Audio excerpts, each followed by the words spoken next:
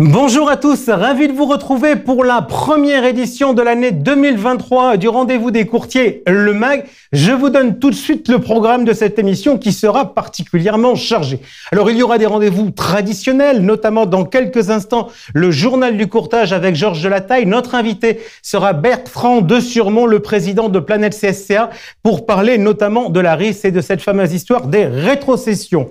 À l'affiche, un fidèle également, le directeur général de CFDP, Christophe Boiton. Il vient nous voir tous les ans. On fera un point sur son actualité dans quelques instants. Nouvelle rubrique.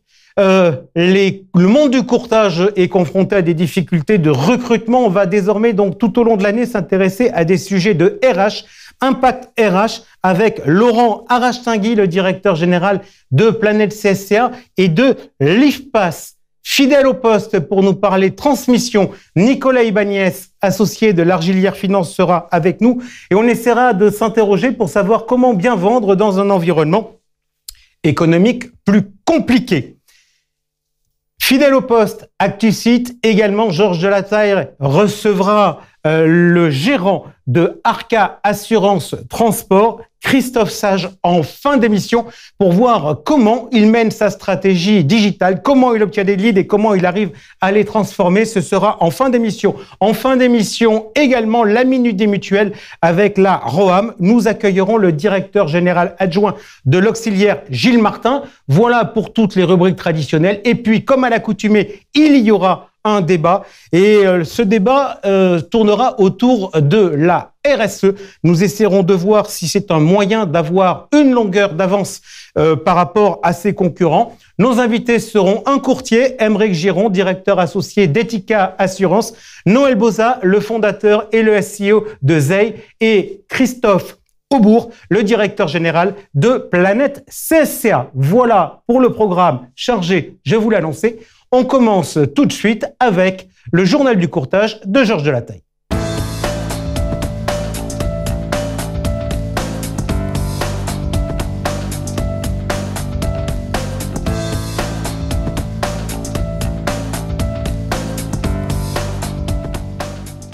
Pour ce premier journal du courtage de l'année, je vous propose de reprendre notre feuilleton de l'année dernière. J'ai bien entendu envie de vous parler de l'autorégulation dans le courtage. Information numéro 1, Andia, l'association créée par Planète CSCA, l'APIC et le GCAB se distingue avec près de 14 000 adhérents. Elle est donc la principale association du marché. Deuxième information, le renouvellement de l'ORIA cette année a été comme prévu assez rock'n'roll. D'abord, vu le retard, Bercy a décidé moins de 15 jours avant l'échéance de donner un mois de plus pour le renouvellement, déplacé de fin février à fin mars. Au final, près de 10 000 courtiers n'ont pas été renouvelés. Certains, bien sûr, n'ont pas été renouvelés parce qu'ils partent à la retraite, ils avaient vendu leur activité ou des raisons valables, mais 7 à 8 000 courtiers n'ont pas été renouvelés d'après l'ORIAS, faute de présentation d'une attestation d'adhésion à une association agréée. Quitte à rester dans le suivi de nos informations, parlons maintenant de l'exécutif master dirigeant courtier d'assurance construit par Planète CSCA et l'Université Paris-Dauphine. La deuxième promotion débute dans quelques jours, le jeudi 15 juin, et vous pouvez encore vous inscrire. Revenons maintenant à des nouveautés réglementaires avec la mise en œuvre au 1er juin de la résiliation en 3 clics. Très concrètement, les assureurs devront mettre en place une fonctionnalité gratuite permettant à l'assuré de pouvoir réaliser en ligne les démarches nécessaires à la résiliation de son contrat. Lorsque l'assuré résilie son contrat, l'assureur doit en accuser réception et lui indiquer la date de résiliation. La résiliation en 3 clics s'applique à tous les contrats qui couvrent des personnes physiques, mais elle ne s'implique pas aux assureurs ou aux courtiers qui ne sont pas en capacité de de proposer des produits d'assurance avec souscription en ligne pour ne pas les pénaliser. Réglementation toujours, est-ce que vous connaissez les lois AGEC? J'imagine que non, ce sont les lois anti-gaspillage, donc des lois qui visent à transformer nos modes de vie afin de les rendre plus durables. On en parle pour plein de sujets, le recyclage, les emballages, etc. Vous me direz, on est très loin du monde du courtage. Vous n'avez pas tort, mais pourtant, il y a bien un point qui concerne les courtiers. Ce sont la signalétique tri-harmonisée ou TRIMAN. Les courtiers ont obligation depuis le 1er mai, après une période de transition de 14 mois, de mettre sur l'ensemble de leur documentation commerciale un petit logo indiquant cette fameuse norme. S'ils ne l'ont pas, ils sont supposés mettre leur plaquette à la benne. J'espère que le gouvernement tolérera une petite transition. Ça serait quand même étonnant et contre cette loi d'obliger à tout jeter. Parlons aussi d'un sujet malheureusement trop récurrent, les cyberattaques. C'est un sujet qui ne fait que continuer. Et nouveauté, depuis le 25 avril, si vous êtes victime d'une cyberattaque, vous avez l'obligation de déposer plainte dans les 72 heures pour pouvoir faire utiliser votre assurance, sinon elle ne fonctionnera pas. Enfin, dernier sujet, pas le moins important, la RIS ou Retail Investment Strategy. On a beaucoup entendu parler de Mairead McGuinness, la commissaire européenne en charge des services financiers. Elle a lancé depuis mai 2021 une grande consultation pour améliorer la participation des investisseurs particuliers au financement de l'économie. Elle a un sujet phare qui est l'interdiction des commissions versées aux distributeurs. Et pour nous en parler, nous avons le plaisir d'accueillir le président de Planète CSA, Bertrand de Surmont. Bonjour Jean-François, bonjour Georges. Allez, on va parler de cette RIS. Est-ce que ça concerne toutes les activités du courtage ou seulement certaines ? Alors, à l'origine, cette réflexion portait sur les placements. Je dis à l'origine parce que, vous savez, le diable se cache dans les détails. Et ce qui va ou ce qui pourrait être décidé pour ce qu'on appelle communément la partie MiFID de notre activité, risque de s'étendre sur la partie DDA. Mais bon, voilà, c'est une préoccupation, mais évidemment, en premier lieu, cette position de McGuinness porte sur les produits de placement. Et quelle est la position de la France ? Quelle est la réponse de la France à cette position de McGuinness ? Alors, la position de la France, j'ai envie de dire, pour une fois, elle est très claire et elle est très solidaire. On a entendu de diverses origines, que ce soit du Trésor, de la CPR, que ce soit dernièrement du CCSF, une vraie position pour la défense des commissions.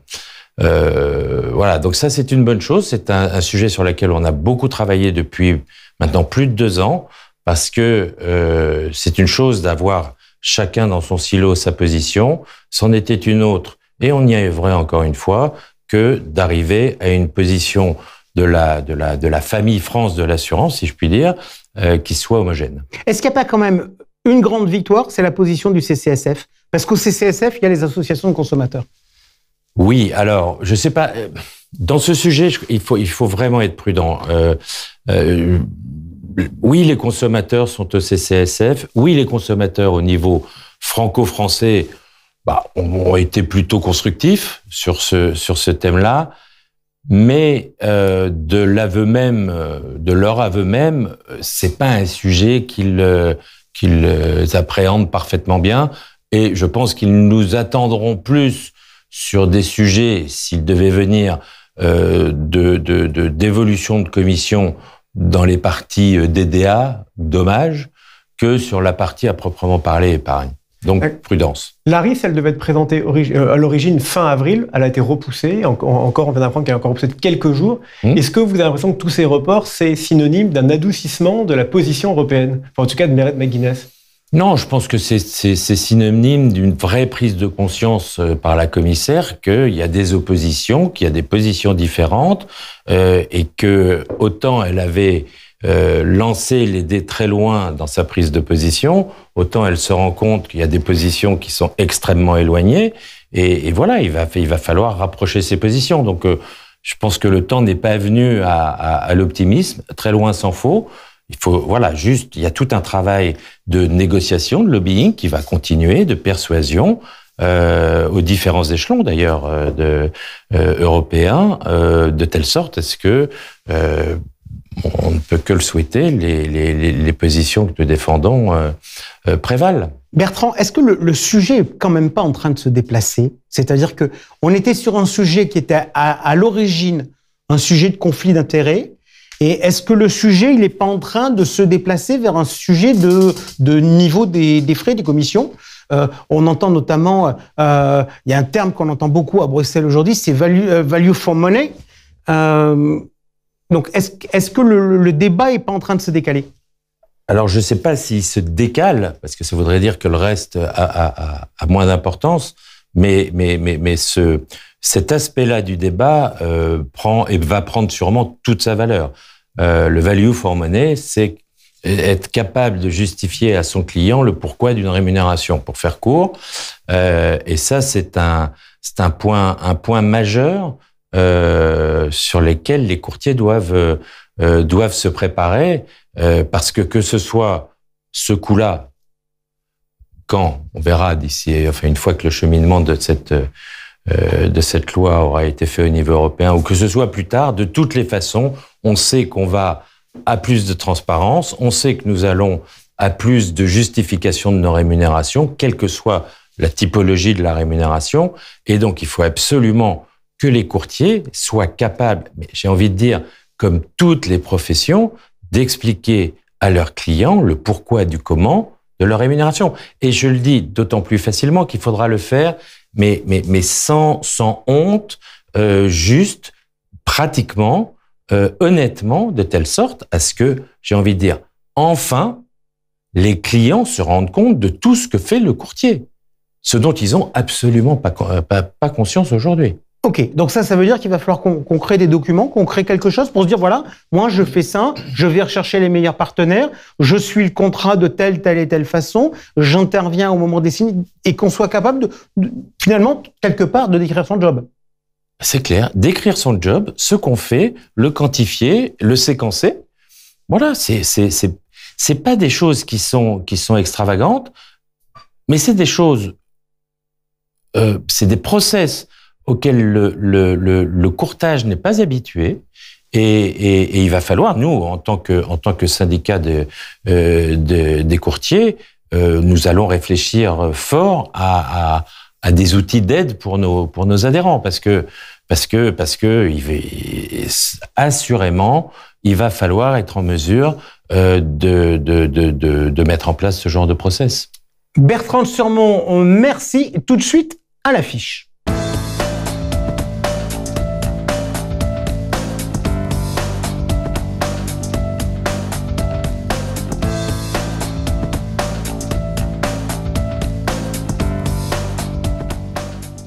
À l'affiche CFDP, et avec nous son directeur général Christophe Boiton. Christophe, bonjour. Bonjour Jean-François. Alors vous êtes un fidèle de l'émission, vous étiez venu sur le plateau il y a 1 an avec Laurence Dufault-de-Lamotte, qui venait d'être nommée en remplacement de Sylvie Rigaudy à la direction commerciale. Alors comme vous êtes un fidèle, je vais déjà commencer par vous demander des nouvelles. Comment s'est passée cette année ?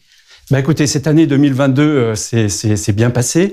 Belle dynamique commerciale et belle dynamique de croissance. C'est vrai que quand on s'était rencontré il y a 1 an avec Laurence Dufault-de-Lamotte, on terminait, et on l'a vite oublié, la sortie du Covid.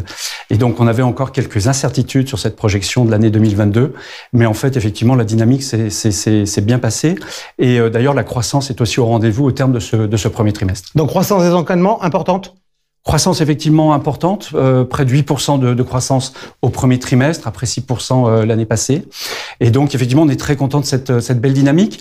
Et en même temps, on est très très attentif aussi aux besoins de nos assurés, notamment les assurés professionnels, parce que dans les impacts qu'ils subissent au niveau économique, notamment dans le contexte inflationniste, ils ont besoin effectivement de leur assureur de protection juridique. Alors, votre métier, vous n'avez qu'un seul métier, la protection juridique. Vous le mettez dans votre signature avec la notion d'indépendance. Vous m'aviez parlé un jour d'un produit que vous aviez lancé à destination des TPE, où vous aviez quelque part tiré les leçons des attentes de service suite au Covid. Comment fonctionne ce produit ? Écoutez, très bien. C'est notamment à l'occasion de notre rencontre de l'an passé qu'on avait présenté effectivement ce produit, Jurilib TPE, qui vient renforcer d'autres produits de la gamme. On avait eu l'idée effectivement de designer ce produit pour correspondre justement aux problématiques post-Covid des TPE, cible 0,5 salariés. Et au bout d'1 an de lancement, ça représente déjà plus d'1/4 de nos affaires nouvelles. Est-ce que vous avez d'autres innovations dans les cartons ? Oui, alors cette année, on aime bien venir vous rencontrer et apporter quelques innovations. Pas d'innovation produit en tant que telle cette année, nos gammes continuent de vivre, mais une innovation très forte néanmoins pour l'ensemble des courtiers et des adhérents de Planète CCA, puisqu'on va refondre totalement notre extranet de souscription. Donc on avait effectivement un extranet qui maintenant avait un peu vécu, il y a quelques années.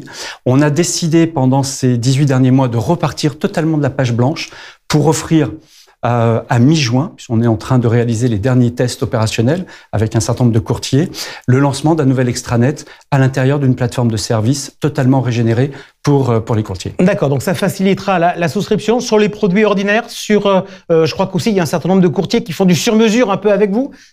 Absolument.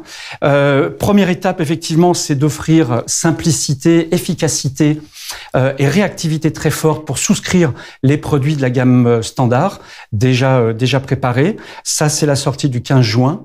Et puis, d'ici la fin de l'année, et certainement au cours du dernier trimestre, on souhaite aussi apporter donc, dans cet espace-là la possibilité de co-construire des solutions sur mesure. Le sur-mesure représente aujourd'hui un peu plus de 50% de notre activité, c'est-à-dire bâtir avec les courtiers effectivement une offre qui correspond réellement à des besoins, alors non pas d'assurés individuels, mais plutôt pour répondre à des besoins de groupements, de fédérations, de syndicats. Et donc là, les courtiers auront la possibilité de co-construire ces solutions sur cet espace. Dites-moi, vous m'avez parlé de la croissance des encaissements, j'aurais envie de vous parler de la croissance des effectifs. Vous embauchez ? On embauche. On a effectivement cette chance d'avoir effectivement aujourd'hui une bonne trajectoire économique, une belle croissance qui nous donne des moyens d'investir au niveau du digital, comme je viens d'expliquer. Mais l'investissement principal demeure toujours la vision de la protection juridique à dimension humaine qu'on veut offrir. Et donc, on investit, croissance des effectifs. Pour donner un chiffre, 2020-2022, on est passé de 200 à 220 personnes.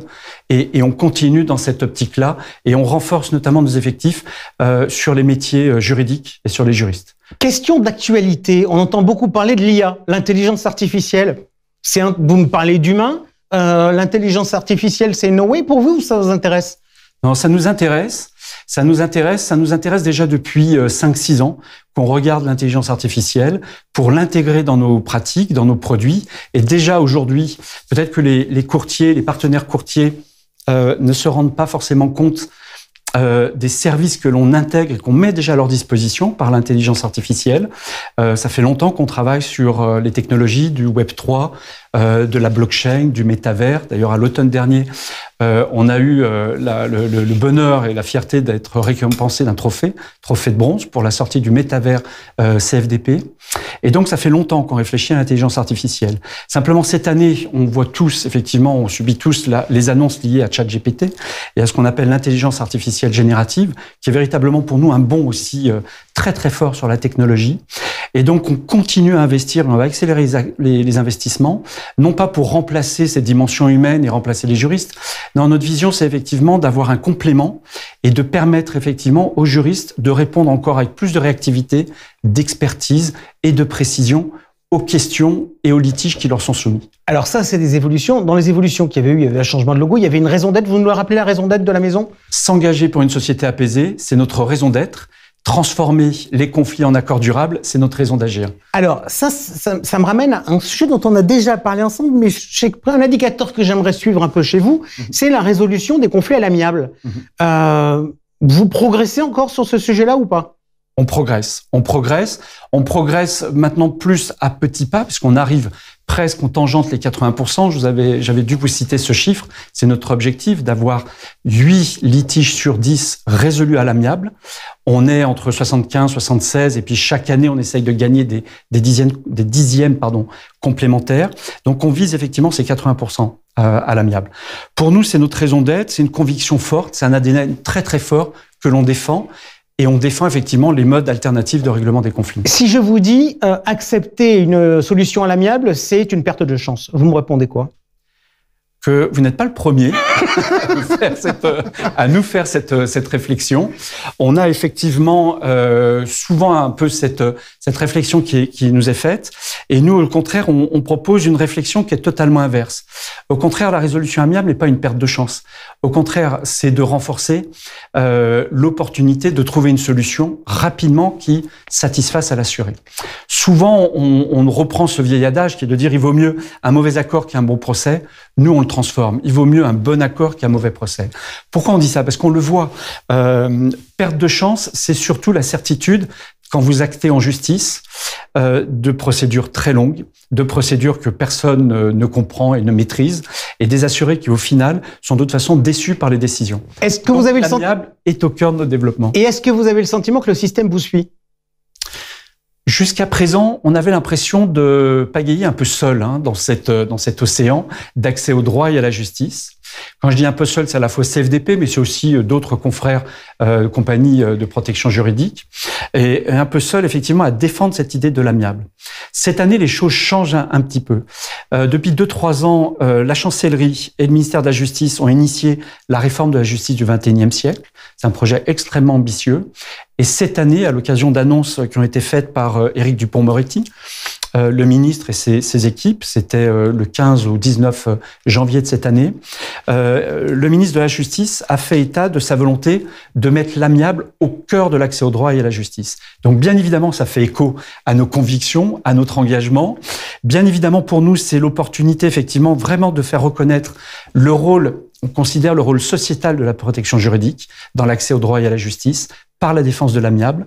Concrètement, ça veut dire quoi? Ça veut dire c'est travailler au désengorgement des tribunaux. Si nous n'intervenons pas, nous, assureurs de protection juridique, CFDP, mais pas uniquement CFDP, on aurait effectivement des tribunaux qui seraient... Donc, grosso modo, ça désengorge le système et ça permet d'avoir une résolution à l'amiable, plus rapide que lorsqu'on passe par une procédure judiciaire. Et donc, si vous me permettez, une dernière phrase, c'est que cet engagement sociétal que l'on défend, on propose aussi aux courtiers de s'engager dans cet engagement sociétal, et en particulier aux adhérents de Planète CCA, puisqu'on est sur le plateau de Planète CCA aujourd'hui. Alors, comment peuvent-ils le faire? Comment peuvent-ils s'engager pour défendre cet accès au droit à la justice et désengorger les tribunaux?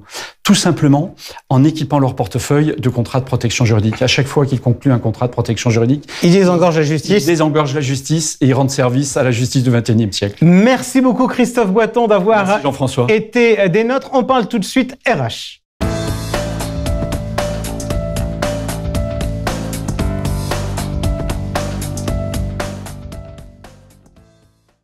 Impact RH, la nouvelle rubrique de notre émission. Et avec nous, notre invité, il est directeur général de l'IFPAS et de Planète CSCA RH, Laurent Arache-Tingy. Bonjour. Bonjour Jean-François. Alors, Planète CSCA RH, c'est un joint venture entre l'IFPAS et Planète CSCA. On va parler de l'IFPAS.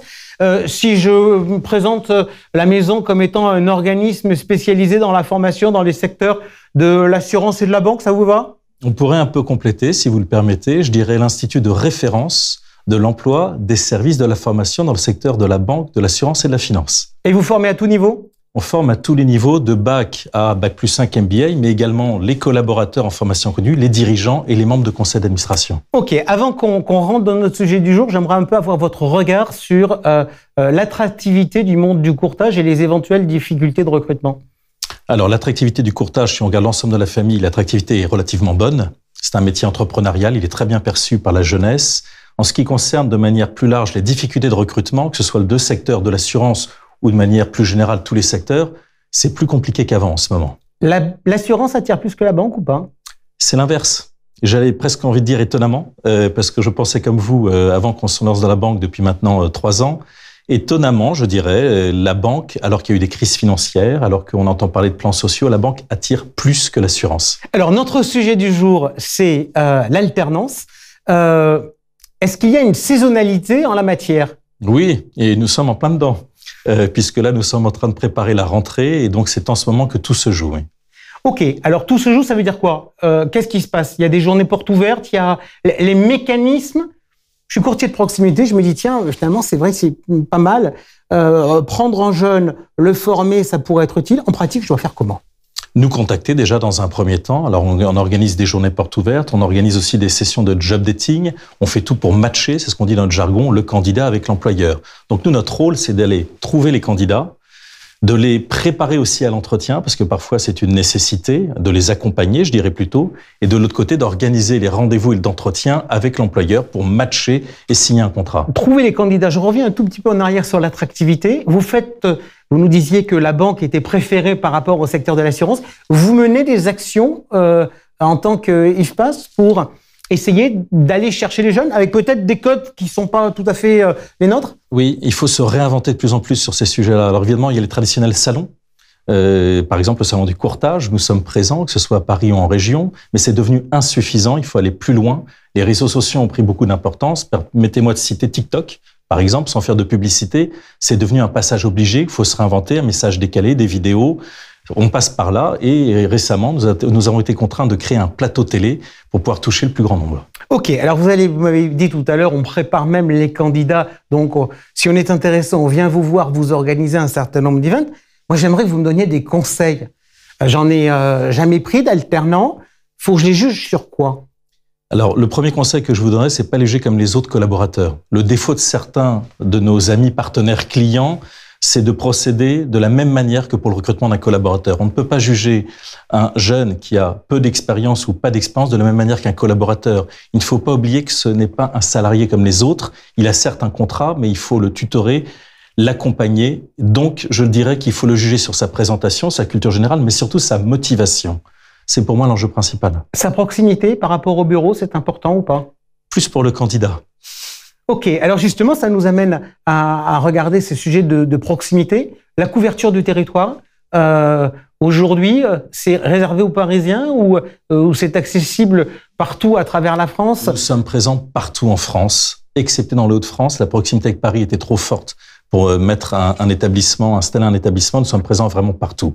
Donc quand je dis partout, c'est plutôt Paris, Lyon, Marseille, Strasbourg, Niort, Bordeaux, Reims. Enfin, on est vraiment présents partout. Alors, vous l'avez compris, j'ai des problématiques pratiques et on est en train de les traiter. Donc, vous me dites, regardez surtout la motivation du candidat. On peut faire des formations en alternance partout. La formation en alternance, ça fonctionne comment? Je vais le voir quand, le jeune? Quand est-ce qu'il sera à l'école? Comment ça se passe? Alors, on offre plusieurs possibilités. Ça soit une semaine qui est coupée avec le 3 jours, 2 jours, ou bien ce sont les semaines qui sont découpées. On met le rythme en fonction des besoins d'entreprise, sachant que les employeurs ne raisonnent pas de la même manière. Certains préfèrent la semaine coupée en 2, d'autres estiment qu'il n'y a pas assez de suivi dans le dossier et vont préférer couper les semaines dans le mois. Donc, on s'adapte. Mais au-delà de ça, on peut même faire du sur-mesure. C'est-à-dire qu'il nous arrive d'avoir des classes dédiées, par exemple. C'est-à-dire que l'ensemble des alternants sont avec un même employeur, sont souvent des structures plus grosses, et à ce moment, le rythme est complètement calé. Il n'y a pas que le rythme, d'ailleurs. Il y a également le programme, il y a également les membres du jury, il y a les intervenants. Tout peut être sur mesure. On pourrait même envisager quasiment un collège qui dit pour l'ensemble des courtiers, on va faire une formation spécifique? Exactement, tout à fait. Qui corresponde aux besoins du secteur. Il y a les questions d'argent. Vous savez que l'argent, c'est un peu le nerf de la guerre. Ça coûte combien et est-ce qu'on peut avoir des aides?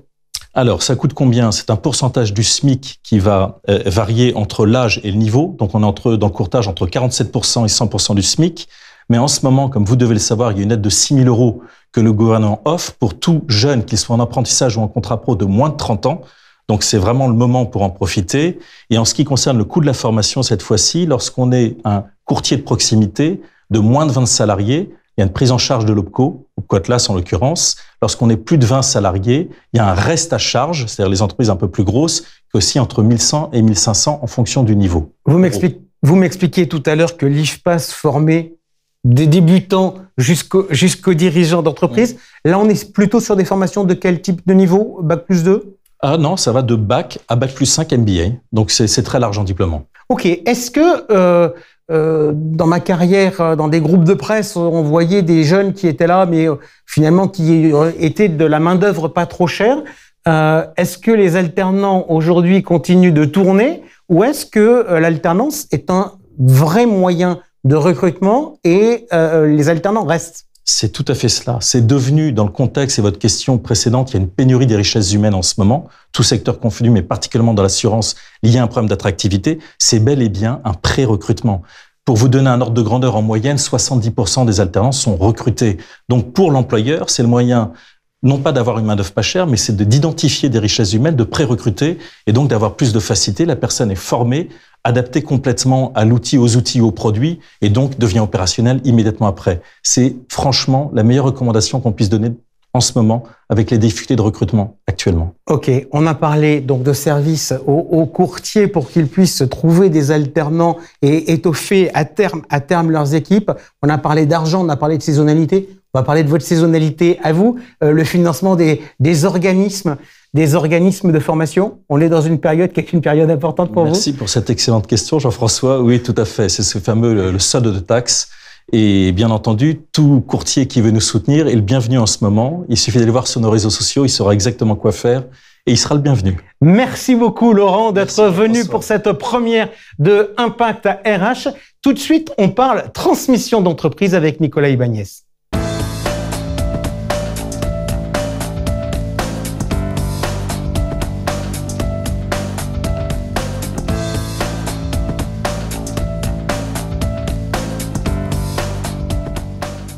Le conseil transmission fidèle au poste, Nicolas Ibanez, associé chez L'Argilière Finance. Nicolas, bonjour. Bonjour Jean-François. Alors, vous avez quitté votre bibliothèque pour nous rejoindre en plateau. Autre nouveauté avec nous, Sonia Grenon de Planète CSCA. Sonia, bonjour. Bonjour Jean-François, bonjour Nicolas. Et donc aujourd'hui, on attaque avec un sujet, on va parler d'environnement pour savoir comment bien vendre.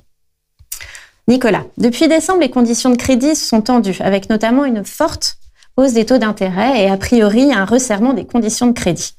Quels impacts cela a-t-il finalement sur les délais de réalisation des deals et les valorisations? Alors, il y a deux questions dans votre question. Je vais commencer par la deuxième partie. Je vais commencer par l'impact sur les valorisations. Pour donner un exemple très chiffré à nos auditeurs, il y a un an, la dette bancaire coûtait environ entre 1 et 1,5% par an. Aujourd'hui, elle est quasiment à 6%. Ce qui veut dire que pour une dette de 10 millions d'euros, il y a un an, l'entreprise payait des intérêts tous les ans de 100 à 150 000 euros. Aujourd'hui, elle paye 600 000 euros par an. Donc, ça a un impact tout naturel sur les valorisations des entreprises et les conditions de marché que les cédants peuvent obtenir. Ensuite, ce qui concerne les délais de réalisation. Encore une fois, on est très impacté par l'environnement macroéconomique et la dette bancaire que les entreprises souscrivent dans le cadre d'acquisition. Aujourd'hui, on réalise des opérations plutôt entre 9 et 12 mois, là où il y a un an, les opérations étaient comprises entre 6 et 9 mois. Nicolas, vous nous avez répondu sur le sujet des taux, pas sur le sujet du resserrement. Est-ce que aujourd'hui, les banquiers serrent le robinet? Alors, oui et non. En fait, il faut voir qu'il y a deux marchés aujourd'hui. Il y a le marché de la PME et de l'ETI familiale qui, lui, se finance assez bien auprès des banques. En revanche, il y a un certain coût de la dette, mais ces sociétés-là ont accès à de la dette bancaire pour réaliser leurs opérations. À l'autre bout de la chaîne alimentaire, on va dire, les sociétés qu'on dit de large cap, elles, ont quasiment plus la capacité de se financer auprès des banques dans le cadre de grosses opérations d'acquisition. Sonia? On comprend le sentiment d'attentisme que vous évoquez, mais malgré tout, est-ce qu'il y a quand même des courtiers qui sont désireux de céder leur activité? Alors, quel premier conseil leur donneriez-vous? Alors, le premier, déjà, c'est de regarder sa fiscalité patrimoniale. Quand on lance une opération, le patrimoine de l'entreprise est directement lié au patrimoine du dirigeant ou de la dirigeante de l'entreprise. Donc, il faut lancer une étude patrimoniale de sa société et des impacts que la cession peut avoir sur soi-même. Le deuxième conseil que l'on peut donner, c'est déjà se faire bien accompagner. Un avocat ne fait pas le même travail qu'un expert comptable. Un expert comptable ne fait pas le même travail qu'un spécialiste en fusion-acquisition. Donc, il faut créer autour de soi les conditions de réaliser une belle opération en allant chercher les meilleurs experts dans leur domaine. Et quel type d'acheteur aujourd'hui? Parce que les LBO, on en fait encore ou c'est très compliqué? Il y en a encore. En revanche, qui dit LBO dit dette bancaire. Du coup, ces opérations sont plus rares qu'il y a ne serait-ce qu'un an. Hein. C'est quand même assez proche, on parle de tout ça, mais il y a seulement un an. Aujourd'hui, on voit que les acteurs industriels reviennent fortement sur le marché. Les fonds, ils sont plus là? Ils sont encore là, mais en tout cas, ils sont plus attentistes. Les fonds, leur métier, c'est d'investir dans des entreprises ou dans des projets. Donc, ils attendent 6 mois ou un an, ils vivront toujours bien, toujours aussi bien. En revanche, les acteurs industriels, quand il y a une société qui peut leur paraître stratégique, bah, ils vont mettre les efforts, ils vont mettre le prix et ils vont aller au bout de la transaction. Est-ce qu'il faut que je cherche de nouveaux acheteurs, genre par exemple des concurrents d'à côté de chez moi, plus de proximité et moins d'argent qui vient d'investisseurs? Alors, disons que la crise, j'aime pas utiliser ce terme-là, parce qu'on est dans un phénomène plutôt de rationalisation de l'économie, avec une hausse des taux d'intérêt qui est assez violente, certes, mais ça reste toutefois des taux qui sont assez classiques. Il y a encore quelques années, on avait des taux de 5% pour faire des acquisitions. On va dire que aujourd'hui, il est certain qu'on déconseillerait à un cédant de discuter simplement avec son voisin. Aujourd'hui, on conseillerait beaucoup plus des opérations très concurrentielles, où il y a plus de monde dans un process organisé pour avoir ne serait-ce que plus de chances d'aboutir à l'opération au bout de quelques mois. Et si vous deviez nous donner un dernier conseil pour réussir son opération, est-ce que donner une exclusivité, ça marche encore? Alors, donner une exclusivité, on est un peu obligé de la donner quand on est une petite entreprise. C'est pas péjoratif. Quand on est une société de quelques millions d'euros jusqu'à quelques millions d'euros de valorisation, il est assez rare de voir des acquéreurs qui acceptent de rentrer dans un process non exclusif. En revanche, dès qu'on passe quelques millions d'euros de valorisation, nous, on conseille à tous nos clients de ne pas accepter d'exclusivité. J'irai simplement un peu plus loin. Pourquoi? Parce que, encore une fois, à partir du moment où il y a de la dette bancaire, in fine, c'est pas le dirigeant qui décide s'il fait l'opération ou pas. C'est la banque qui va décider de financer l'opération d'acquisition. Donc nous, on conseille de ne pas donner d'exclusivité pour se donner un maximum de chances d'aller au bout. Le deuxième élément qui est le plus important pour nous à regarder à la loupe dans ce genre de projet, c'est les conditions suspensives de type financement bancaire. Il est évident qu'un acquéreur qui vient sans mettre une condition suspensive de financement bancaire sera beaucoup plus fort dans la discussion qu'un acquéreur de taille plus modeste, lui, mais qui aurait besoin d'avoir l'agrément de sa banque pour faire l'opération. Si j'ai bien compris, les banquiers font désormais la loi. Les banquiers font un peu la loi, effectivement. Ok, merci beaucoup Nicolas Ibagnez pour ces conseils. Merci Sonia. On continue de suite avec notre débat où on va parler RSE.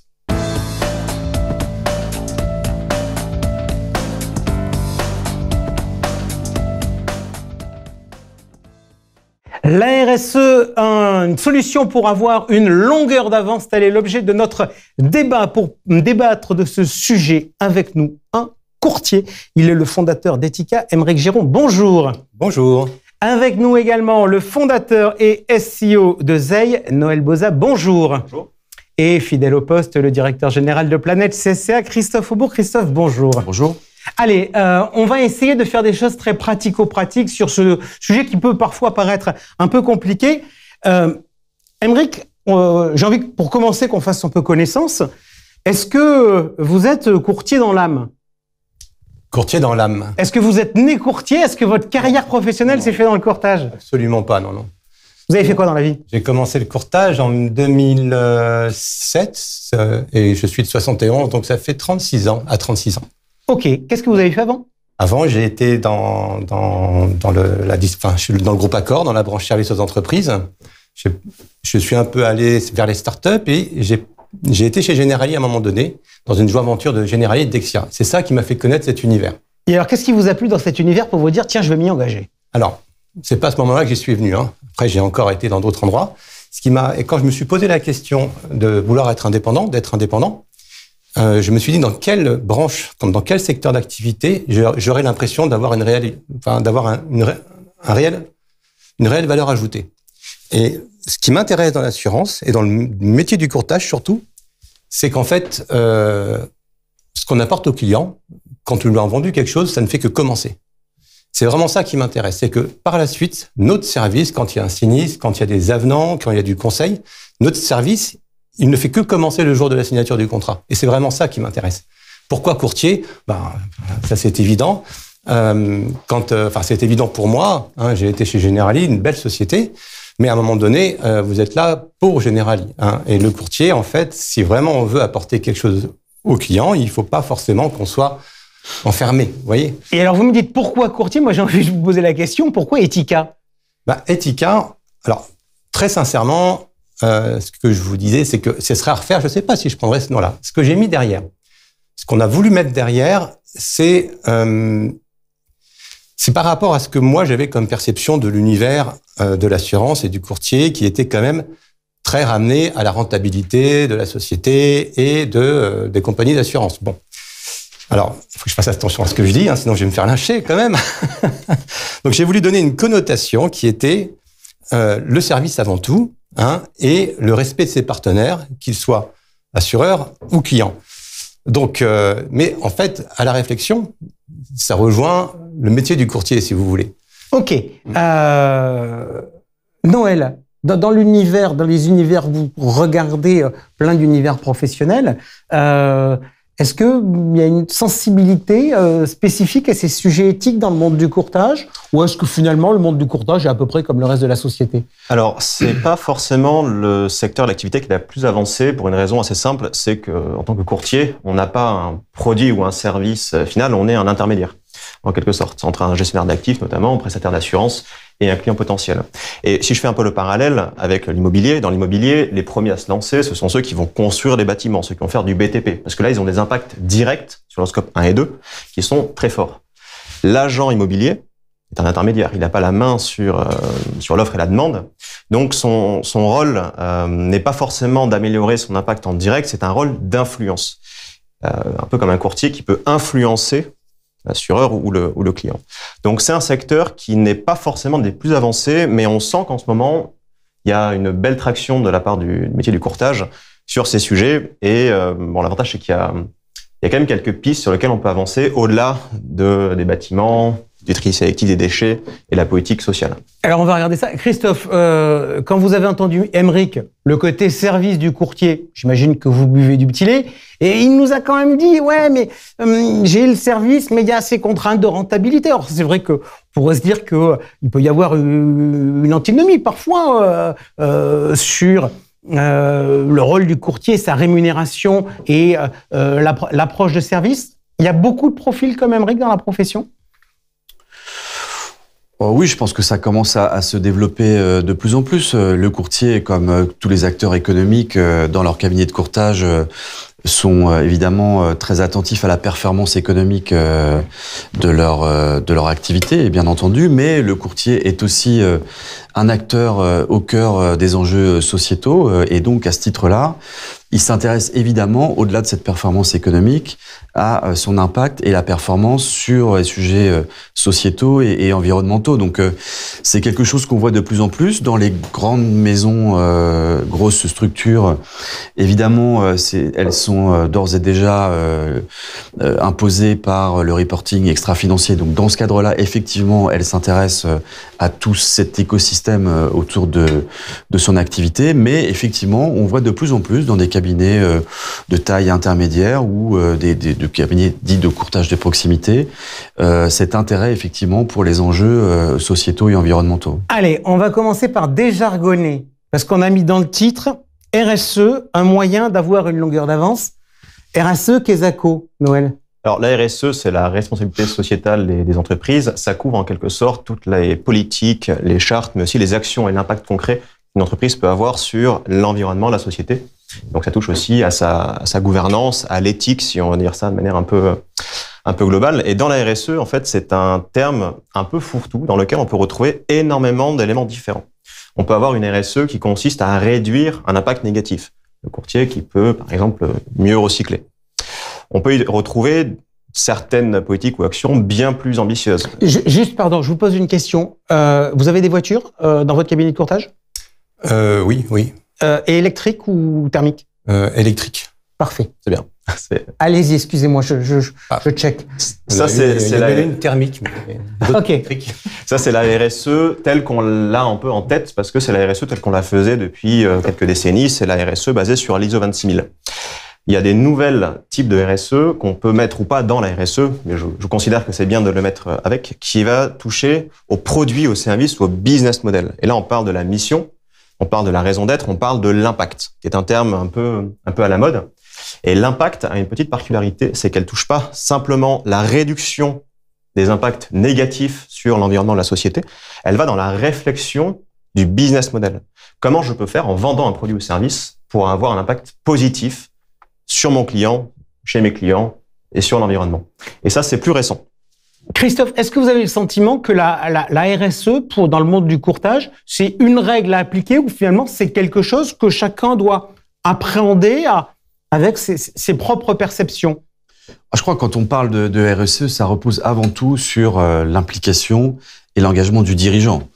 Le témoignage qu'on vient d'avoir le révèle bien, c'est-à-dire que c'est véritablement à la base une conviction que j'ai envie de partager avec mes équipes et que j'ai envie d'embarquer mon entreprise en fait dans ce projet, dans cette mission, pour ceux qui sont sociétés à mission, qui permet effectivement de donner une boussole, de donner un cap et de décliner sa stratégie en fonction de ces différents indicateurs.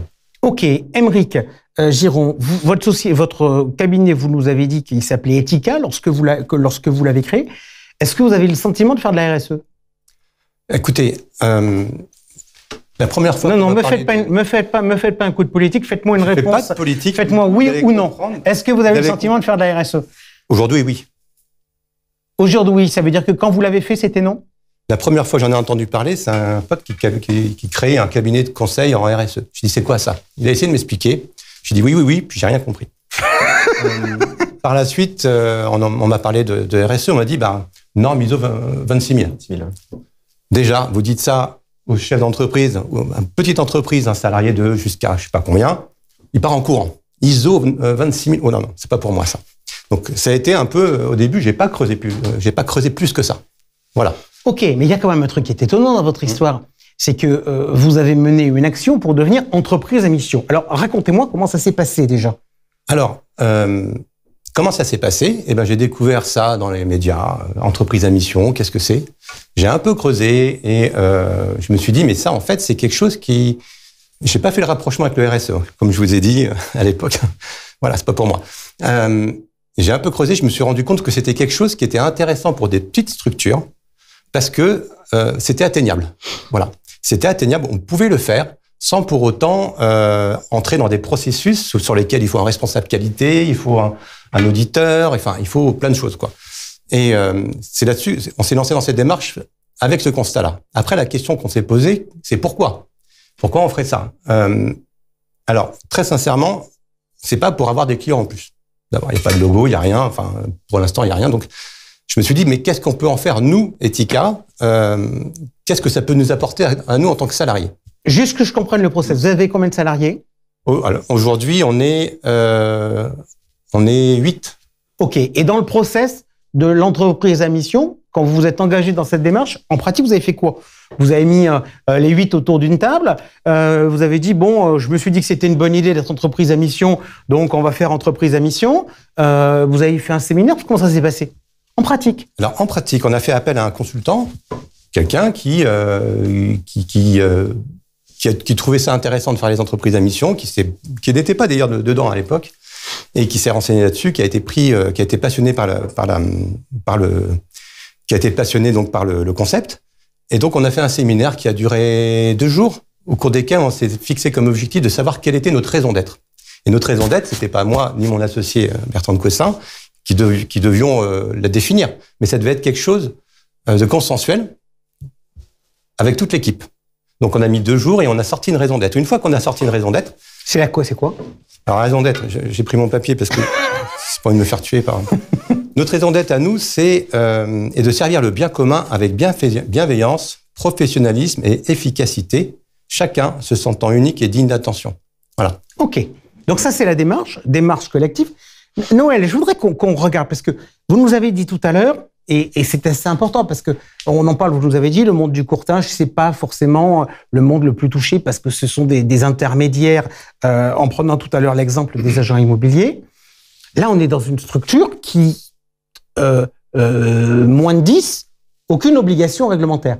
Est-ce que vous avez le sentiment aujourd'hui que on raisonne trop en obligation réglementaire? D'ailleurs, ceux qui disent, moi, je suis contraint, donc ça m'embête, et ceux qui disent, je ne suis pas contraint, j'y passerai plus tard.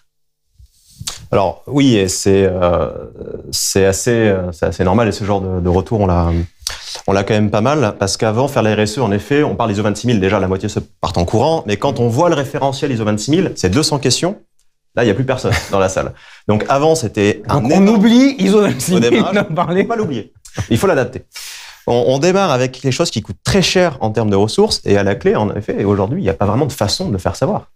Alors qu'il y a un potentiel à la RSE de dingue. Enfin, je vais pas rentrer dans les maths et les stats, mais j'aime ça.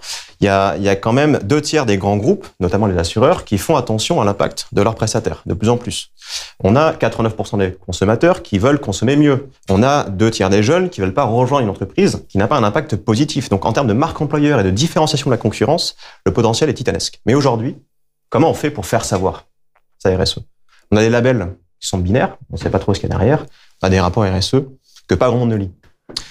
Donc là, aujourd'hui, ça change un peu parce qu'il y a des nouveaux outils et des nouvelles solutions qui sont peut-être un peu plus simples et qui vont s'adapter justement à la taille de l'entreprise pour que le démarrage soit plus light, en quelque sorte, et mieux adapté à la taille et au secteur. Et surtout, des façons de valoriser la démarche qui est beaucoup plus transparente que ce qu'on avait avant avec les labels. Un peu ce que Yuka a apporté dans la conso d'ailleurs pour remplacer les labels bio. Christophe, j'ai pas de contraintes réglementaires, moi, aujourd'hui, parce que je suis un petit cabinet de courtage de proximité. Vous me dites quoi? Vous me dites, Jean-François, t'as intérêt à y aller si tu veux avoir une longueur d'avance, parce que c'est le titre de notre débat. Vous nous dites, t'as le temps? Avant de répondre à cette question, pour poursuivre en fait sur ce que disait Noël, je pense que le courtier est avant tout un acteur responsable. Et donc, avant de se poser la question de savoir s'il fait de la RSE, s'il veut en faire, s'il veut être société à mission, c'est comme Monsieur Jourdain, en fait, il fait de la RSE sans le savoir. Et je vais prendre 3 exemples pour décliner en fait cette thématique. Tout d'abord, c'est un employeur, le courtier. 8 collaborateurs, parfois beaucoup plus. Et donc, d'un point de vue social, il contribue auprès de ses collaborateurs à la diversité, à la mixité, à recruter des talents. Et donc, de ce point de vue-là, concrètement, au quotidien, sans forcément savoir ou sans forcément décliner par des indicateurs et autres, il fait de la RSE. Il fait de la RSE ensuite vis-à-vis de ses clients. Le courtier, il conseille ses clients, il les conseille de manière responsable, il les conseille de manière durable. On parle de plus en plus dans la réglementation de la notion de durabilité, c'est un terme qui revient de plus en plus. Et donc, c'est vrai que pour les courtiers qui distribuent des produits financiers, ça c'est quelque chose qui est déjà introduit en fait dans le choix des placements et autres. Mais pour les courtiers qui travaillent en dommages, on voit de plus en plus effectivement des choix qui sont faits dans les produits qu'ils utilisent et les clients en fait qui font appel à eux regardent également si effectivement en termes de stratégie durable ils utilisent des produits recyclés. Enfin bref, la liste peut être longue. Et puis enfin, le courtier, je le disais en préambule, c'est un acteur de la cité. En fait, il est engagé au quotidien, il intervient dans l'ensemble de l'écosystème qui est autour de lui. Et de ce point de vue-là, il est également responsable. Il est souvent très impliqué dans des associations, il soutient des fondations, il peut avoir un rôle parfois politique pour certains.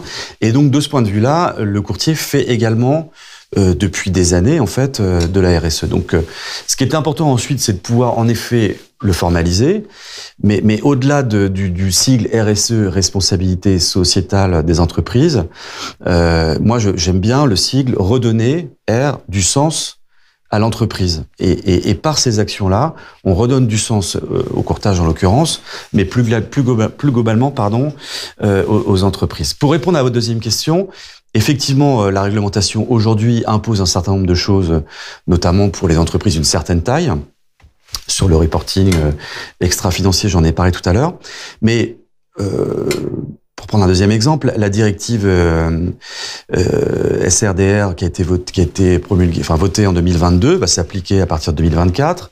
2025, 26, on va commencer à voir effectivement la mise en place d'indicateurs et puis des éventuelles sanctions. Et donc les assureurs, dans ce cadre-là, vont devoir aller bien au-delà de ce qu'ils font aujourd'hui sur le reporting extra-financier et donc s'intéresser à toute la chaîne de distribution et toute la chaîne de valeur d'une manière générale, et donc vont très probablement, et nous c'est une conviction qu'on partage chez Planète CSCA, répercuter un certain nombre d'obligations liées à cette stratégie RSE sur leurs distributeurs et en l'occurrence les courtiers.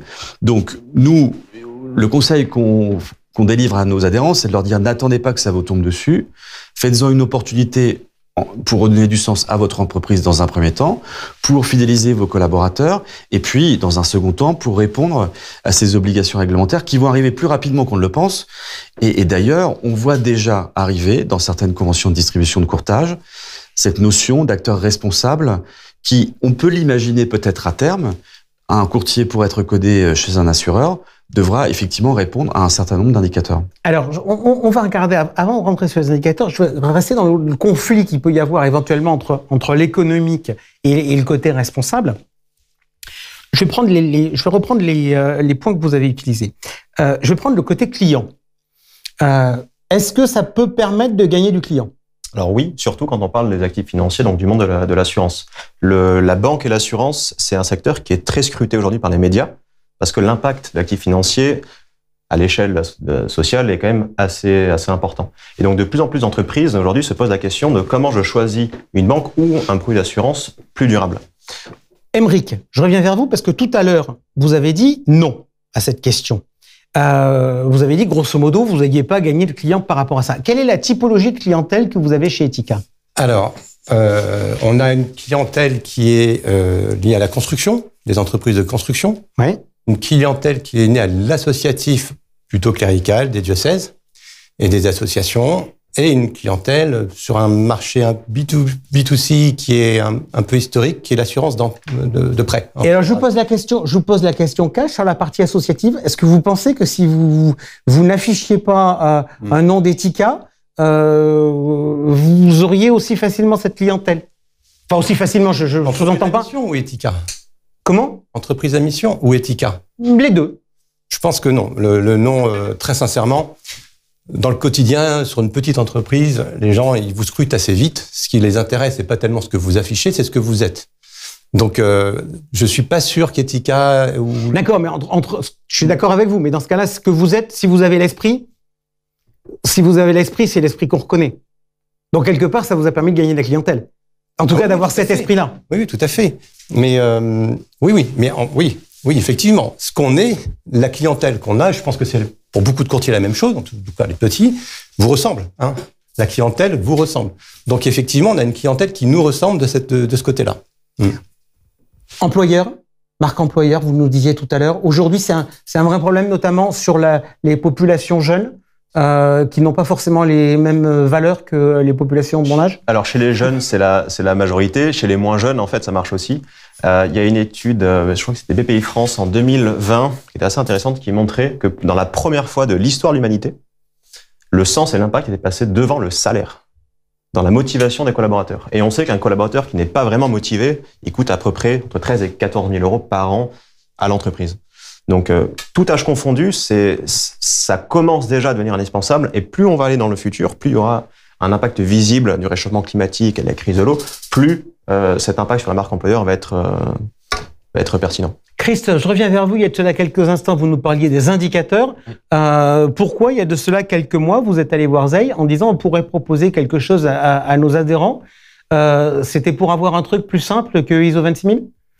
Oui, on a essayé effectivement de simplifier en fait la démarche parce que comme on l'a évoqué tout à l'heure, c'est pas forcément inné chez tout le monde de se lancer dans ce type de démarche. Et même pour ceux qui en ont la conviction, ils nous disaient souvent comment je fais. Vous l'avez évoqué également tout à l'heure. Donc effectivement, on a discuté avec Zeil qui propose un outil particulièrement adapté aux entreprises de toute taille.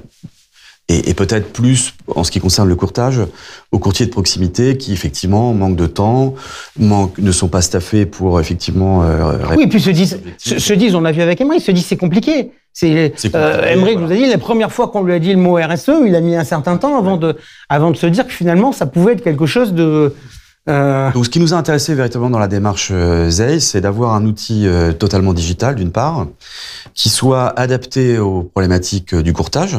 C'est-à-dire que concrètement, vous êtes dirigeant d'un cabinet, vous vous connectez. Donc, Planète CSR, en fait, a négocié avec Zeil l'accès pour l'ensemble de ses adhérents à cette plateforme pour, dans un premier temps, faire une auto-évaluation de son impact et de là où il en est en fait sur la démarche RSE. Et puis après, il y a des briques supplémentaires pour aller plus loin. Bon. Donc vous êtes dirigeant de courtier, vous vous connectez, vous remplissez un questionnaire qui est extrêmement simple. Ça dure, montre en main, même pas 10 minutes.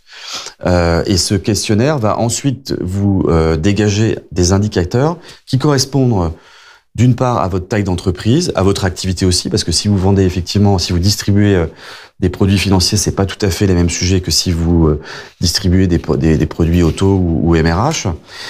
Et puis surtout, ce sont des indicateurs et des questions qui sont destiné à l'activité de courtage. En fait, c'est pas vous n'êtes pas Ikea ou que sais-je, parce que là effectivement on a une centrale carbone au fin fond de l'Europe de l'Est, quoi. Donc ça c'était très important pour nous d'avoir un outil adapté, agile et qui soit fluide, avec derrière des propositions très concrètes. Une fois que vous avez fait votre auto-évaluation et que vous avez votre cartographie finalement de votre impact RSE et de là où vous en êtes sur les 3 grands piliers économiques, gouvernance et sociétaux, vous avez ensuite une déclinaison des actions à mener pour améliorer votre score que vous pouvez suivre. Et c'est vrai que en tout cas on l'a testé avec un panel de courtiers adhérents avant de se lancer dans cette aventure. Et les retours étaient unanimes. D'une part, c'est très adapté à notre activité. D'autre part, c'est assez facile. Voilà, il n'y a pas ce côté c'est trop compliqué, j'ai pas ce qu'il faut. Alors évidemment, il faut quand même bien connaître son entreprise, mais a priori, on considère que le dirigeant est au fait de ce qui se passe dans son cabinet. Savoir s'il est locataire ou propriétaire, il le sait. Voilà, s'il a une voiture thermique ou électrique, enfin ce genre de questions très pratico-pratiques sont déclinées. Et ensuite, l'outil donc vous fait votre scoring, vous l'améliorez ou pas, et vous pouvez décider ensuite de passer au-delà de cette phase d'auto-évaluation qui est déclarative, à une phase de vérification des informations que vous avez déclarées, parce qu'effectivement, vous pouvez dire j'ai un parc de 10 véhicules électriques. Si c'est pas la réalité, ça fausse un peu en effet, et là on tombe dans le greenwashing, qui est pas l'objectif. Nous on veut vraiment du concret, on veut passer de la raison d'être, qui est très importante, à la raison d'agir. C'est l'action qui nous importe, et c'est ça qui, je l'espère, l'outil Zei pourra en fait apporter cette solution à nos adhérents. Noël, puisque vous l'avez conçu, j'ai une question, et que moi je m'amuse à le tester dans le tour des régions. Le télétravail, c'est du social ou c'est de l'environnemental? Un peu des deux. Social pour la qualité de vie et l'équilibre de vie pro-perso, et environnemental parce que quand on est en courtage, dans le service de manière générale, un gros volet de l'impact carbone, c'est le déplacement domicile-travail. Surtout quand on ne peut pas prendre le transport en commun. Et donc, il y a aussi un enjeu environnemental de réduire les émissions de l'entreprise dans son scope 3 en proposant plutôt du télétravail. Aymeric, j'ai compris votre projet, j'ai compris votre état d'esprit et ce que vous nous avez expliqué. Une entreprise à mission, c'est mettre des mots. Vous nous les avez donnés tout à l'heure. Est-ce que derrière, on contrôle? Est-ce qu'on met des chiffres? Est-ce qu'on a des indicateurs? C'est ça qui est intéressant. C'est ça qui m'a fait adopter cette solution. C'est que on met des mots, on fait un séminaire, on est content, on travaille ensemble. L'aspect social est extrêmement important. Ça a été notre principale motivation d'associer les salariés et de se dire ensemble pourquoi on est là. Faire de l'argent? Oui. Bon, il y a autre chose. Donc ça, c'est principal. Mais derrière, une fois que vous avez dit tout ça, c'est bien, on a notre raison d'être, mais comme disait monsieur Christophe, c'est ça, hein. il faut agir. Donc on découle de cette raison d'être des objectifs qu'on se donne, qu'on définit ensemble. Hein. Et une fois qu'on s'est défini ces objectifs, pour une petite entreprise comme nous, on a 2 ans pour faire venir un OTI et contrôler qu'on a bien essayé d'atteindre ces objectifs. C'est pas obligé, hein. Si on les a pas atteints, c'est pas grave. Mais si on ne fait rien, au bout de 2 ans, on perd. On n'a plus le droit de s'appeler société à mission. Voilà. Et c'est ça qui m'a intéressé, et c'est d'ailleurs un peu le crash test pour nous, parce que c'est depuis le 1er janvier 2022 qu'on est entreprise à mission, ou société, je sais plus lequel ils ont dit, et aujourd'hui on se rend compte qu'en fait c'est très compliqué d'avoir des indicateurs qui nous permettent de savoir... Et à vous avez creusé quel type d'indicateurs? Alors on a creusé des types d'indicateurs qui sont, la 4, permettent de construire une relation pérenne, confiante et bienveillante. Dans quelle mesure, c'est bien tout ça, mais dans quelle mesure on travaille à ça, et comment on évalue le fait qu'on a travaillé à ça. Être reconnu comme expert, légitime, compétent dans nos métiers, pareil, même question de réponse. S'appuyer sur les technologies qui favorisent un travail respectueux de l'environnement et de l'équilibre personnel. Valoriser l'engagement des salariés et garantir leur qualité de vie au travail. Pour rejoindre ce que disait monsieur, en fait, quand vous remplissez votre ZEI ou autre chose, vous faites votre société à mission, on est comme ça, c'est cool. La question, c'est pas de savoir comment on est à un instant T, c'est de savoir qu'est-ce qu'on veut faire et comment on veut progresser. Donc, si on met des indicateurs qui disent, bah oui, c'est bien, on est toujours comme ça, mais non, ça fonctionne pas. Mais par contre, c'est le crash test. Ok, mais cela dit, si on met pas d'indicateur, on sait pas si on progresse. Donc, l'indicateur est plus qu'indispensable. Ah bah c'est indispensable. C'est la base de tout. Et c'est aujourd'hui, nous, on se dit, c'est quelque chose sur lequel on n'a pas bien fait, si vous voulez. Ça fait 1 an. Donc, c'est très intéressant. Aujourd'hui, on va travailler à reconstruire, pas forcément les indicateurs, mais la manière de les évaluer. L'un des mots-clés, Christophe, c'est formaliser. Finalement, on a un peu le sentiment que dans plein de choses de la réglementation, nous a contraint à formaliser, que ça nous embête. Est-ce que là encore, on n'est pas dans des démarches où finalement, la vie est quand même plus simple quand les choses sont formalisées, c'est-à-dire... Voilà, j'ai un objectif, j'ai un indicateur, un objectif, et tout le monde le connaît, c'est transparent et ça permet d'avancer. Oui, probablement. Après, je pense que ça ne peut pas faire peur aux courtiers qui sont effectivement depuis maintenant quelques années habitués à formaliser sur tout un tas le devoir de conseil, tout un tas de process dans la distribution. Donc, je crois que c'est une évolution en termes de transparence, parce que ça permet effectivement d'afficher les indicateurs, d'afficher les résultats, d'afficher la marge de progression. Et si on veut véritablement, et en effet, que toutes ces démarches, qu'elles soient RSE, société à mission et autres, aillent dans un sens positif en termes d'impact sur la société, bah effectivement, il ne faut pas qu'on soit dans uniquement de la communication ou du greenwashing, parce que dans ce cas-là, on se fera plaisir entre nous, mais l'impact, il sera nul ou quasi nul. Alors, communication, greenwashing, Noël Bozat, je viens vers vous. Aymeric nous a dit tout à l'heure, moi, je le fais. Je communique pas spécialement sur le sujet. J'ai fait mon entreprise à mission. Ça avait un vrai lien social avec les collaborateurs. On a réfléchi, on a 4 points. On est en train de mettre des indicateurs en place pour pouvoir être contrôlé. Qu'est-ce qu'il faut faire en termes de com? Il faut communiquer sur le sujet et entre guillemets, j'aurais presque tendance à vous demander quelques petits conseils. Parce que communiquer, c'est très bien, mais on peut avoir un beau retour qui peut parfois ne pas être très agréable justement sur les sujets de greenwashing. Donc, quelles seraient vos recommandations? Alors, je dirais qu'il y a 3 règles d'or pour bien communiquer et faire en sorte que ce soit justement pas du greenwashing ou perçu comme du greenwashing, parce qu'il y a beaucoup de défiance de la part de tous les publics confondus autour de ça. Le premier conseil, c'est de commencer par pondérer et prioriser les bons enjeux. Parce qu'avant de parler de l'indicateur, il faut qu'il y ait un enjeu en face. Il faut qu'on ait compris que dans l'énergie, l'enjeu majeur, c'est le climat. C'est pas l'eau, c'est pas la biodiversité. Dans l'agriculture, l'enjeu majeur, c'est l'eau, la biodiversité. Le climat, c'est un peu plus secondaire. Donc la première étape, c'est de définir quels sont les enjeux principaux et de mettre de côté ce qui n'est pas matériel, ce qui est très marginal par rapport à l'activité de l'entreprise en direct. Et traduire ensuite cet enjeu en indicateur précis. Mais se limiter dans la com uniquement sur ce qui compte vraiment. D'accord, mais un indicateur précis, c'est quoi? Parce que franchement, on dit j'ai baissé mes émissions de CO2 de X tonnes. Qu'est-ce que ça veut dire? Moi, j'y comprends rien. Alors, j'ai baissé mes émissions de X tonnes, ça vaut pas grand-chose. C'est des valeurs absolues. Si je suis Total et que je réduis de 10 000 tonnes, ça n'a rien à voir. Si je suis un petit courtier, 10 000 tonnes de réduction, c'est énorme. Donc, il faut parler des bons indicateurs. Quand je suis courtier, mes émissions de CO2, c'est pas matériel, c'est pas ce qui est principal. Et la deuxième règle d'or, c'est derrière de relativiser la donnée. De pas de dire j'ai baissé de tant de tonnes, j'ai baissé de tant de pourcents. Encore mieux, pour chaque client, j'émets tant de tonnes. Donc de relativiser au service rendu aux clients pour comparer des entreprises qui n'ont pas la même taille. Parce que si à 8, on émet 1 tonne de CO2 par client, ce qui compte, c'est un cabinet ou un courtier, un autre courtier, quel serait par client ce qu'il va émettre. Savoir qu'on émet 10 000 tonnes et 5 000, ça dépend du nombre de clients qu'on va avoir, ça dépend de l'activité de manière globale. Donc, il faut relativiser la donnée, il faut limiter les indicateurs à ce qui compte vraiment. Et vraiment, la troisième règle d'or, c'est de choisir uniquement des indicateurs sur lesquels je fais le choix d'être complètement transparent en essayant de ne pas masquer ce qui me plaît pas. Et ça, c'est le plus gros... Parfois dire qu'on est mauvais. Alors voilà, d'être honnête, pas de dire je suis bon sur ça et je masque ceux où je suis mauvais. De dire ça, c'est mes vrais enjeux. J'en ai 10, j'en ai 15, j'en ai 20. Voici les bons indicateurs relativisés. Et être honnête là où je suis encore à la ramasse. Si sur les véhicules électriques, on était à 0, c'est pas grave. Mais au moins, c'est honnête. Et cette honnêteté, cette transparence, c'est ce qu'attendent les parties prenantes aujourd'hui.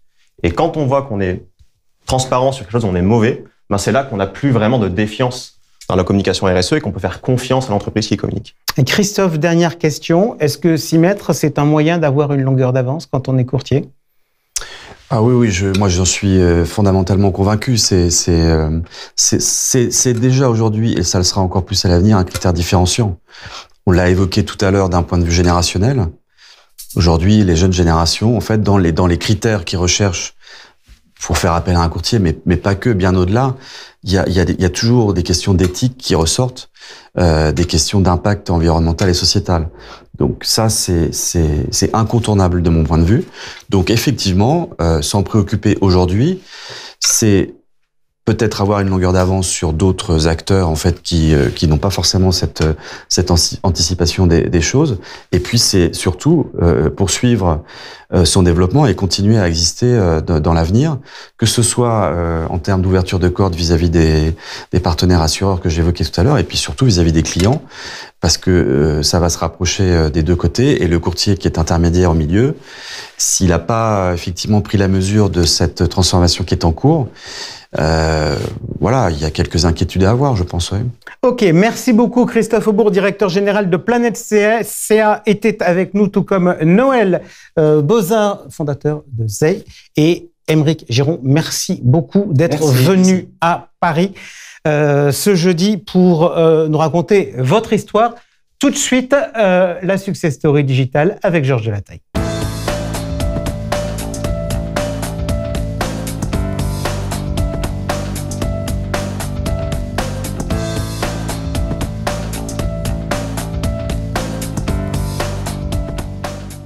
Nous continuons cette émission avec la Success Story digitale en partenariat avec ActuSite. Pour ce premier numéro de 2023, j'ai le plaisir d'avoir en plateau avec nous Christophe Sage, le dirigeant d'Arca Transport. Bonjour Christophe. Bonjour messieurs.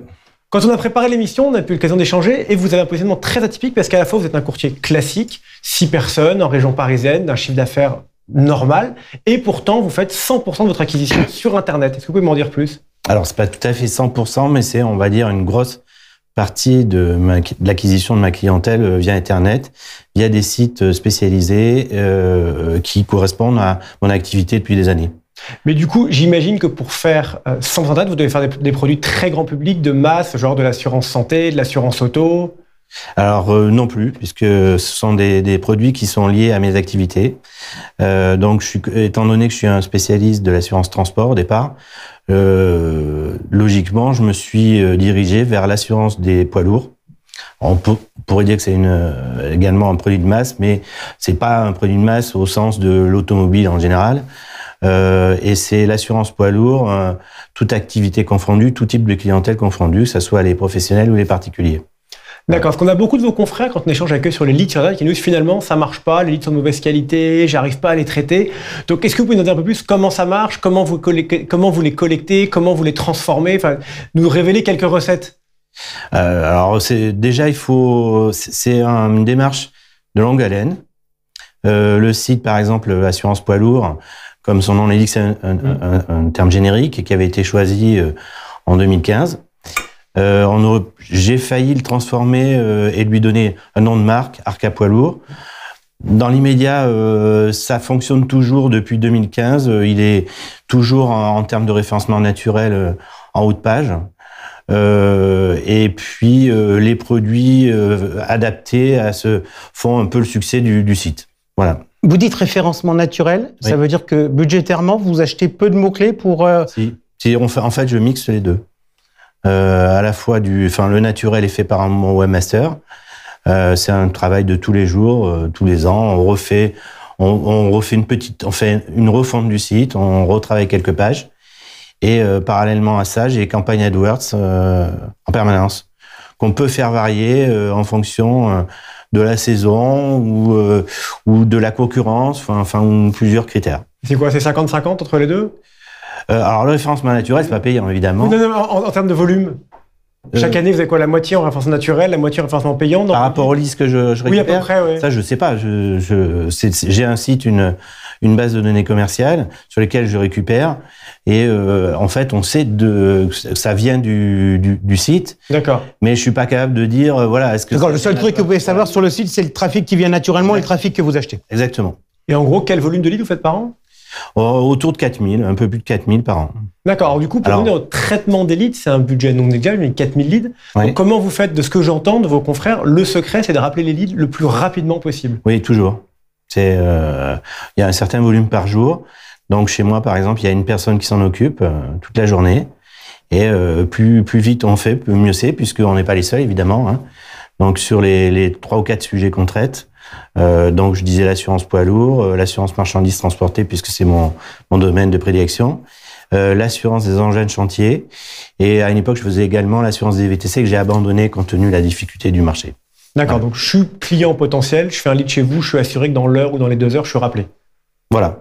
Et si jamais vous n'arrivez pas à faire affaire avec moi, il y a beaucoup de leads, entre guillemets, des déchets, Oui. donc eux, de ce que je comprends, vous continuez à les traiter, à les analyser. Tout à fait, on les conserve. Mmh. Alors dans le cadre légal, il y a une durée, et on retravaille du emailing pendant 2-3 ans, 4 ans, etc. Voilà. Alors, il y a un sujet sur le traitement de la donnée, la conservation de la donnée, dont on parle beaucoup, c'est le RGPD ou la Oui. RGPD. Mmh. Comment ça se passe avec vous?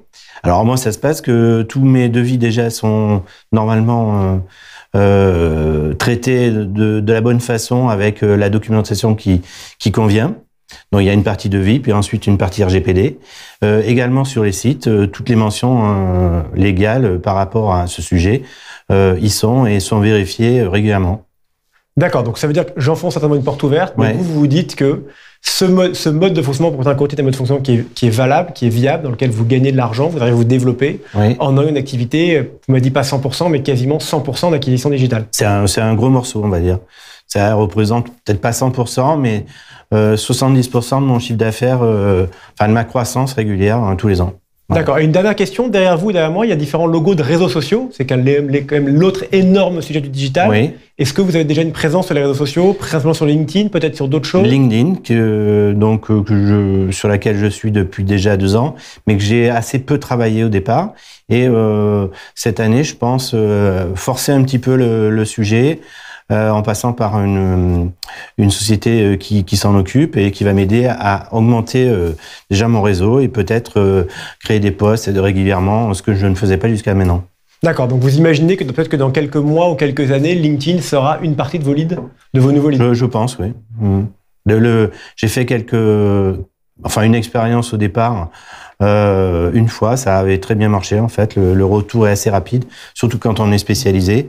Et moi, j'ai fait en sorte que mon réseau soit typiquement, représentatif du transport. Je me suis pas écarté sur d'autres créneaux. Ok, donc ça veut dire quand même dans tout ce que vous nous dites que vous l'avez toujours conçu comme étant un travail de longue haleine Tout à fait. et non pas une opportunité en se disant je vais y aller, ça va cracher tout de suite. Alors, au départ, c'est ce qu'on s'était dit, évidemment, en 2014-2015, où on a commencé à travailler sur le sujet, des sites internet. On essayait j'avais acheté beaucoup de termes génériques de noms de domaine qui finalement sont révélés pas être si efficaces que ça. Et petit à petit, on a compris le process de comment travailler sur Internet avec des sites liés à son activité. Christophe Sage, merci beaucoup. Je rappelle que vous êtes gérant de Arca Assurance Transport. Merci Georges. On continue de suite avec la Minute des Mutuelles.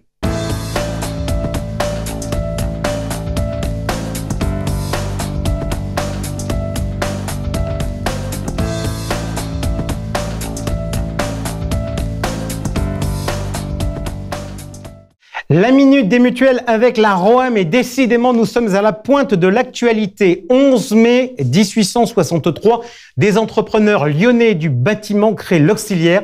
Aujourd'hui même, l'Auxiliaire fête ses 160 ans. Pour en parler, je reçois son directeur général délégué, Gilles Martin. Gilles, bonjour. Bonjour. Alors déjà, première question, vous êtes dans l'aventure depuis combien de temps? Alors moi, j'ai rejoint l'Auxiliaire en 2014, après un parcours d'assureur, puisque j'ai toujours travaillé dans l'assurance, d'abord chez Groupama, C'est sans doute l'entreprise dans laquelle je resterai le plus longtemps, parce que j'y suis resté 22 ans. Ensuite, chez Gann Eurocourtage. Et enfin, Allianz, avant de rejoindre l'Auxiliaire en 2014. Alors, une naissance à Lyon, dans le monde du bâtiment. Est-ce que cette localisation et ces métiers sont toujours au cœur du dispositif de l'Auxiliaire 160 ans plus tard? L'Auxiliaire a été créé, vous l'avez dit tout à l'heure, en 1863 par des entrepreneurs du bâtiment, lesquels avaient créé quelques temps avant la Fédération du bâtiment de Lyon. Et l'objectif, effectivement, de l'Auxiliaire, c'est toujours d'être le partenaire privilégié des entrepreneurs du bâtiment et des travaux publics 160 ans après. Aujourd'hui, c'est toujours notre cœur de cible et la gouvernance de l'Auxiliaire est toujours composée d'entrepreneurs du bâtiment et des travaux publics. Alors, si on regarde, si on parle chiffres, si on devait résumer l'Auxiliaire en quelques chiffres, en termes d'encaissement. Aujourd'hui, c'est 250 millions d'euros à l'euro global, l'Auxiliaire et l'Auxiliaire Vie, puisqu'en parallèle, au fil des années, l'Auxiliaire a créé une entité qui s'appelle l'Auxiliaire Vie, destinée à la santé des dirigeants et de leurs collaborateurs, la prévoyance, l'épargne, la retraite, donc 250 millions d'euros au total pour 250 collaborateurs. OK. 250 millions, plutôt RC décennal. Alors, plutôt... très orienté effectivement sur la construction. Je vous l'ai dit, effectivement, notre cœur de cible, c'est la construction. Et donc, une majeure partie du chiffre d'affaires, c'est les risques de responsabilité civile décennale, responsabilité civile générale. OK. Une cible, donc le monde de l'entreprise. Est-ce qu'il y a des typologies d'entreprises? Aujourd'hui, on assure toutes les entreprises, quelles qu'elles soient, les entreprises de gros œuvres, les entreprises de seconde œuvre, les bureaux d'études, les architectes, les fabricants, les négociants, les maîtres d'ouvrage privés, maîtres d'ouvrage également publics. OK. Taille d'entreprise et... Alors, notre cœur de cible, je dirais, c'est les 6 à 200. C'est véritablement là où, d'une part, on a un marché important et puis un savoir-faire tout à fait précis. Allez, question de régulateur, votre marge de solvabilité? 294%. OK. Alors, arrêtons-nous 2 secondes sur ce monde du bâtiment. Médiatiquement, on nous dit aujourd'hui qu'il y a beaucoup d'inquiétudes. Quelle est votre vision du sujet? Alors, vous savez que nous sommes très proches, effectivement, des syndicats professionnels, Fédération française du bâtiment, Fédération nationale des travaux publics. Ce sont des syndicats qui alertent aujourd'hui les pouvoirs publics sur la situation du bâtiment, notamment du logement. Aujourd'hui, le nombre de permis de construire, l'accès aux prêts est compliqué. À cela s'ajoute effectivement la problématique du coût des matériaux, qui pour les entreprises est quelque chose d'important à intégrer. Et puis également la problématique du recrutement. Aujourd'hui, le bâtiment, comme beaucoup d'autres secteurs d'activité, recherche des emplois, recherche des compagnons. Donc oui, effectivement, il y a une alerte aujourd'hui qui, je pense, doit être prise au sérieux sur le logement notamment, et notamment les promoteurs de mobilier qui sont les premiers à tirer la sonnette d'alarme. OK, donc ça, on est en train de parler du secteur. Je voudrais qu'on regarde le secteur via le prisme de l'assurance. Vous m'avez notamment parlé de l'évolution des coûts de construction. Quand on est en décennale, un impact immédiat sur le coût de la prime. Ça peut avoir. Alors justement, l'impact sur le coût de la prime, vous gérez ça comment? Alors aujourd'hui, effectivement, quand le chiffre d'affaires de nos entreprises croît, notamment du fait du coût des matériaux, c'est induit de fait les primes d'assurance, puisqu'elles sont basées sur le chiffre d'affaires des entreprises, augmentent. Nous, le renouvellement qui a été décidé notamment par l'Auxiliaire, mais d'une façon générale par les mutuelles du BTP, a été cette année d'être plutôt dans une posture d'accompagnement des entreprises en pratiquant des hausses plutôt raisonnables et modérées. Et ciblées? Alors, elles sont ciblées notamment sur les entreprises qui présentent des risques dégradés, à la fois à partir de secteurs d'activité, puisqu'on a aujourd'hui des moyens qui nous permettent de mesurer la sinistralité en fonction des secteurs d'activité, et puis en fonction effectivement du comportement de l'entreprise elle-même, qui peut être avec ou sans sinistre. Celles qui n'ont pas de sinistre peuvent se voir récompensées. Celles qui ont des sinistres voient leurs tarifs ajustés. OK, on a parlé d'histoire avec le 160e anniversaire. Je voudrais qu'on parle un peu d'évolution et de stratégie. Au-delà des métiers historiques, vers quel risque vous cherchez à vous orienter? J'ai bien cru comprendre que votre univers de clientèle était le monde du bâtiment, mais il n'y a pas que des assurances. Alors aujourd'hui, pour autant, notre conseil d'administration et notre président souhaitent que nous restions une entreprise d'assurance dédiée au monde du BTP, c'est-à-dire les entreprises qu'on a pu citer tout à l'heure dans leur globalité. Alors nous, notre stratégie aujourd'hui, c'est de se dire qu'au-delà du contrat, puisqu'on propose des contrats de grande qualité, les contrats qui sont proposés sont sans doute parmi les meilleurs du marché, c'est de se diversifier par le service.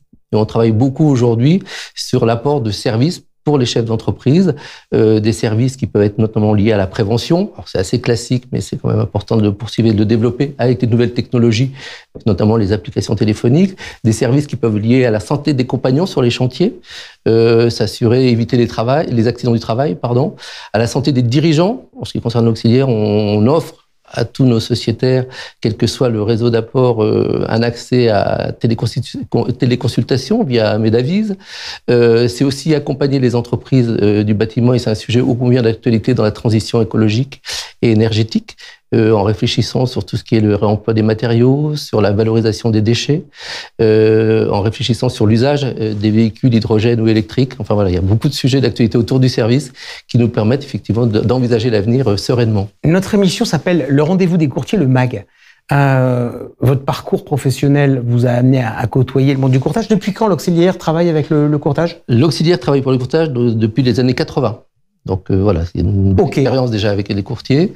Aujourd'hui, on a à peu près 250 courtiers partenaires sur l'ensemble du territoire français, y compris la Réunion. Et on a une appétence et beaucoup d'affection pour le courtage. Et alors, avec quelle ambition aujourd'hui et je dirais quel accompagnement terrain? Alors, on a une structure dédiée à l'auxiliaire, une équipe qui est spécialisée effectivement pour être au service de nos courtiers partenaires, à la fois des inspecteurs sur le terrain, mais aussi des souscripteurs qui sont dédiés aux courtiers par branche sur les risques construction, les risques dommages, les risques flotte. Gilles Martin, merci. Je rappelle, vous êtes directeur général adjoint de l'auxiliaire. Allez, c'est l'heure de se quitter. Alors, je vous donne, comme à l'accoutumée, l'agenda qui a une forte saveur du Tour des régions. Dans quelques jours, ce sera le 24 mai, on sera à Bordeaux. 2 jours plus tard, on ira dans le Collège du Sud-Est à Aix-en-Provence pour le Tour des régions. Le 16 juin, toujours dans le cadre du Tour des régions, on sera à Lille. Le 5 juillet, on sera à Lyon. Le 11 juillet, on sera à Strasbourg. Si je dis on, c'est que je serai avec vous pour venir à votre rencontre avec de nombreux intervenants. 2 autres dates très importantes.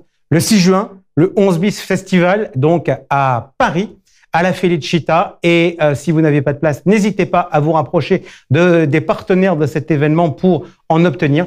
Et puis, le dernier rendez-vous, ça sera le 6 juillet. Le 6 juillet, c'est le prochain rendez-vous des courtiers, le MAG. Salut à vous, portez-vous bien. Ciao.